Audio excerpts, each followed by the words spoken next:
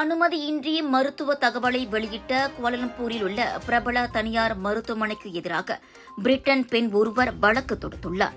குறிப்பாக தனது மகனின் இயலாமைக்கு வழிவகுத்ததாக கூறப்படும் தனது தவறுக்காக தனி அலட்சிய வழக்கில் தனக்கு எதிராக பயன்படுத்த சம்பந்தப்பட்ட மருத்துவமனை அந்த தகவலை வெளியிட்டதாக அந்த பெண் குற்றம் சாட்டியிருக்கின்றார்.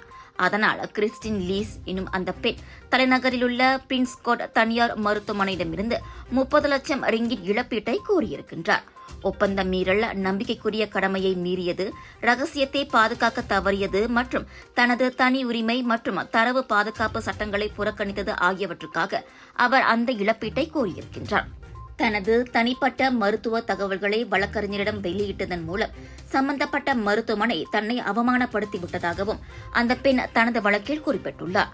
அதனால் தாம் மன உளைச்சலுக்கு இலக்காகியுள்ளதாக கிறிஸ்டின் லீஸ் குறிப்பிட்டிருக்கின்றார்.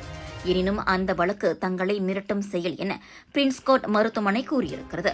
2016ஆம் ஆண்டு தமக்கு ஆலோசனை வழங்கவும் பிரச்சினையை கண்டறியவும் சிகிச்சை அளிக்கவும் கிறிஸ்டின் லீஸ் ஒப்புதல் வழங்கியதாகவும் மருத்துவமனை நிர்ணயித்த அனைத்து விதிமுறைகளுக்கும் நிபந்தனைகளுக்கும் ஒப்புதல் அளித்ததாகவும் அதனால் அப்பெண் தொடுத்திருக்கும் வழக்கை செலவுத் தொகையுடன் தள்ளுபடி செய்ய வேண்டும் எனவும் பிரின்ஸ்கோட் மருத்துவமனை கேட்டுக் கொண்டுள்ளது.